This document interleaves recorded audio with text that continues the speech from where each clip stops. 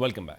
सुरवर्दी साहब, आपसे ये जानना चाहता हूं कि 5 अगस्त आ रहा है, जो खान साहब की गिरफ्तारी को 3 साल होंगे, तो तहरीक इंसाफ के बारे से खबरें आ रही हैं जी वो कोई एक बार फिर एक्टिविटी करना चाहते हैं, कोई तहरीक का लफ्ज़ इस्तेमाल कर रहा है। मुझे बताइए कि 3 साल के बाद आज आपका क्या एनालिसिस है? मौजूदा जो सेटअप है जिसमें तमाम सियासी जमातें मौजूद हैं, ज़ाहिर है निज़ाम की भी हिमायत है, कोई अदालत की भी रेजिस्टेंस नहीं है, अमली तौर पे तमाम सियासी जमातों ने अब इमरान खान उनके लिए कोई सियासी खतरा नहीं रहे और सियासी बयानिए के तौर के ऊपर उन्होंने तहरीक इंसाफ को और इमरान खान को रिप्लेस कर दिया है।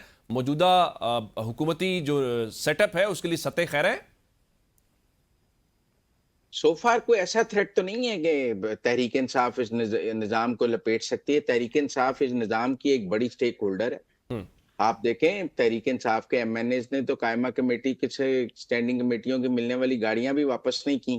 ठीक। और केपी की गवर्नमेंट उनके पास है, तो वो एक इस निजाम की बका की एक बड़ी स्टेक होल्डर की पीटीआई खुद भी है, हम्म।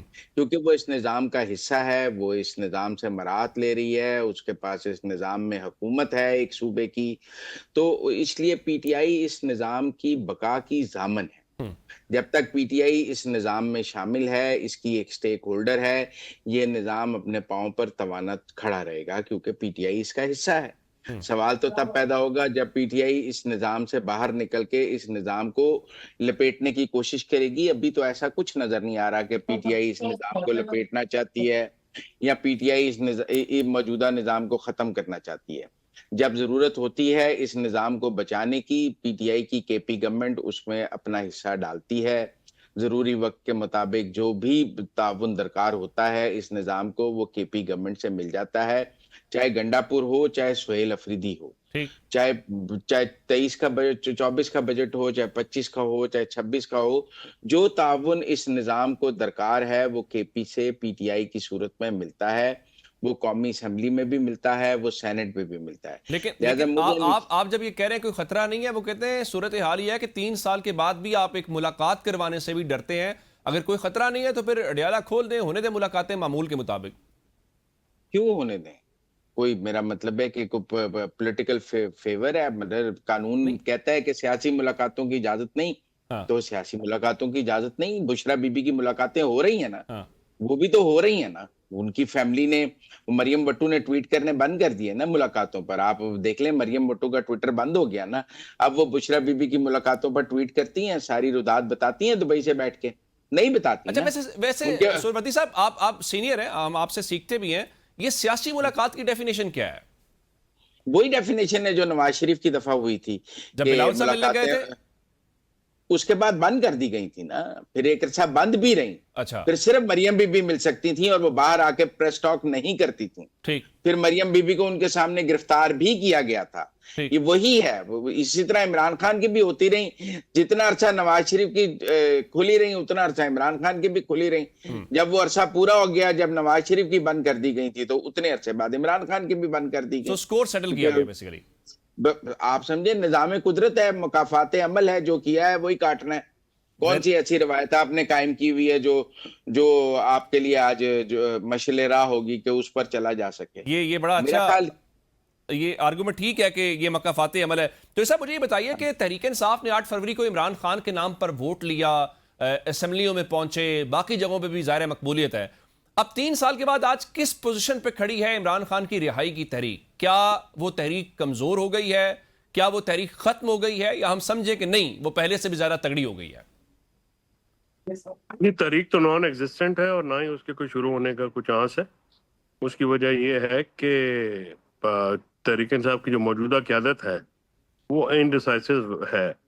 वो उनको ये नहीं पता कि उन्होंने जंग में जाना है, नहीं जाना है। तहरीक कर देखें, अगर आपने जाना है स्ट्रीट मूवमेंट में, तो फिर मुजम्मल सौरवर्दी साहब की बात इस हद तक तो दुरुस्त है ना कि फिर आप निजाम से इस्तीफे दें और बाहर जाएं। फिर आप असेंबली में क्यों बैठे हैं? फिर तो अगर आपने निजाम से टक्कर लेनी है, निजाम के अंदर आके तो टक्कर नहीं ली जा सकती ना। लेकिन जब इमरान खान ने असेंबली से इस्तीफे दिए और उन्होंने स्ट्रीट मूवमेंट शुरू की और उन्होंने ये साबित किया और खुद लीड किया, अब इनमें से कौन है जो लीड कर सकेगा?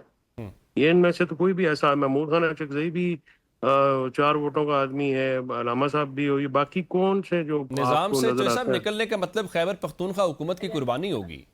हाँ तो जाहिर है ना जी, फिर आपको तो खैबर पख्तूनख्वा क्या बाकी असेंबली में जो मेंबर्स हैं वो सारे जाएंगे पंजाब में फेडरेशन में, या तो फिर उधर जाए ना जी। आप इनडिसाइसिव, आप ये कहते हैं कि जी बीचों बीच जो है वो चला जाए, ऐसा नहीं होता ना, आपने एक फैसला लेना होता है।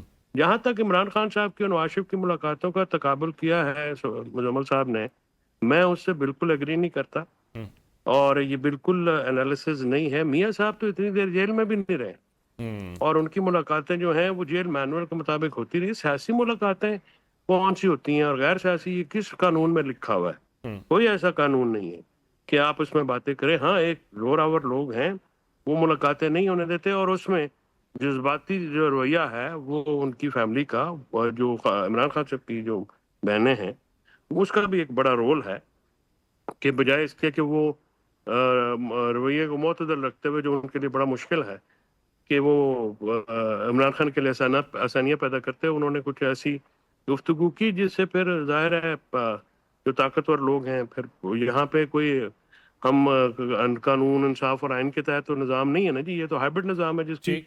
पाकिस्तान के आइन और कानून में गुंजाइश नहीं है। तो चला रहा है ना, डंडे के जोर पे चल रहा है, तो डंडे के जोर पे मुलाकातें बंद हैं। बाकी इमरान खान साहब के अलावा कोई जो पीटीआई सेल्फ है, वो उसकी पार्टी की कोई मकबूलियत, या आपको वो नहीं देखें। हाँ, इमरान खान पॉपुलर थे, हैं, और वो रहेंगे, उनकी पॉपुलैरिटी को कोई पहुंच नहीं सकता। और लेकिन ये मकबूलियत है, सिर्फ मकबूलियत सियासत में काफी नहीं होती, उसके लिए कामयाबी के कुछ लिए कुछ ग्राउंड के फिर ऊपर जो कुछ और चीजें भी करनी आपको पड़ती लाइन हैं। ऑफ एक्शन है वो भी दिखाना पड़ता है। बैरिस्टर साहब, मुझे ये बताइए कि जब ये हम डिबेट कर रहे हैं, जिस तरह चॉइस साहब फरमा रहे हैं कि देखें इस वक्त कोई तहरीक रिहाई करवाने की, जो ये दावे तो बहुत करते हैं कि ये रिहाई फोर्स है, ये सीट मूवमेंट है, वो एग्जिस्ट नहीं करती। फिर उसका एनालिसिस ये भी होगा कि आखिर इस नहज पर चीजें पहुंची कैसे हैं। कल तक आपसे वो मुज़ाकरात की बातें भी करते थे, सुबह सवाती साहब को भेज के मुलाकात भी करवा देते थे। इसका जिम्मेदार कौन है? क्या ये समझें कि पीटीआई खुद जिम्मेदार है, आपके पास कोई पॉलिसी नहीं है, इनकंसिस्टेंट है, या मुकाबले में जो सिस्टम है उसने इतना अच्छा डिलीवर किया है कि आप इररेलेवेंट हो गए हैं? देखिए, जिम्मेदार तो सर्टनली इसके अंदर पीटीआई है। इसके ठीक। अंदर नेचुरली सिस्टम की तरफ से रेजिस्टेंस है। सिस्टम की तरफ से इमरान खान साहब को खुद भी पर्सनली भी रेजिस्टेंस थी, लेकिन वो ना खामोश हुए।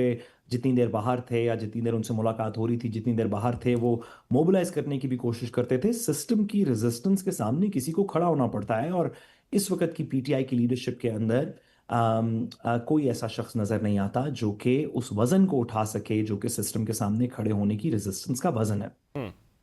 लेकिन अगर हम इसको थोड़ा सा पैन आउट करें, हम बसद एहतराम गोंदल साहब, मुझे लगता है कि हम, क्योंकि आप, मैं, वैसे सोहरावर्दी साहब तो बहुत सीनियर हैं, फैसल साहब, चौधरी साहब, हम सारे क्योंकि रोज़ सुबह शाम इस तरह की बातें करते रहते हैं, तो हमें लगता है कि शायद कभी कभी लगता है कि शायद यही दुनिया है, कि अगर सुहेल आफरीदी को मना लेंगे तो उसका मतलब है कि पीटीआई मान गई। अगर आप मीना खान आफरीदी से बात कर लेंगे तो इसका मतलब है कि पीटीआई ने बात कर दी।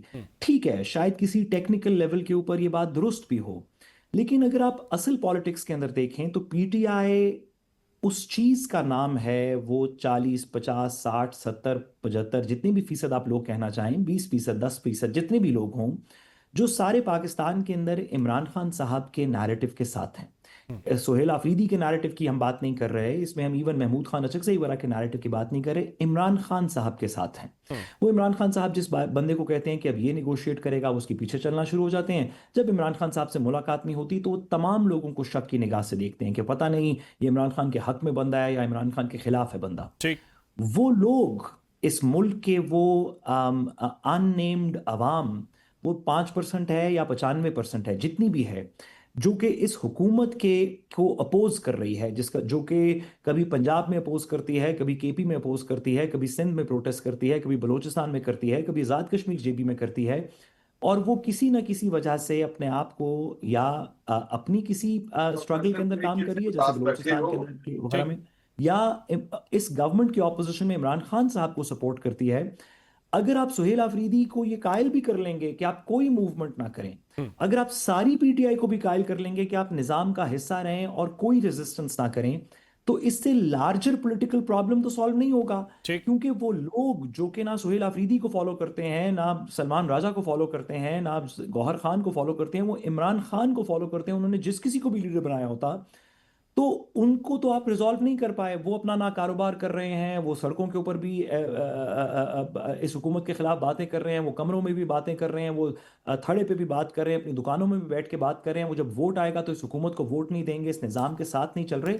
उन लोगों के साथ निगोशिएट करना जो एक्चुअल पब्लिक ऑपोजिशन है, उनके साथ निगोशिएट करने का सिर्फ एक तरीका है कि आप इमरान खान साहब के साथ निगोशिएट करें। और मैं चौधरी साहब की ठीक। बात से एग्री करता हूं, बसद एहतराम सोहरवर्दी साहब की बात से डिसएग्री करते हुए, कि ऐसा कोई कानून मौजूद नहीं है जो कहता है कि सियासी मुलाकातें नहीं हो सकती। और इस बात की दलील ये है कि इस्लामाबाद हाई कोर्ट के फुल बेंच ने, जिसको ठीक। जस्टिस डोगर खुद हेड कर रहे थे, उन्होंने 3 दफा फैसला किया कि इमरान खान साहब से मुलाकात करवाई जाए, ट्यूसडेज को, थर्सडेज को, जेल मैनुअल के मुताबिक।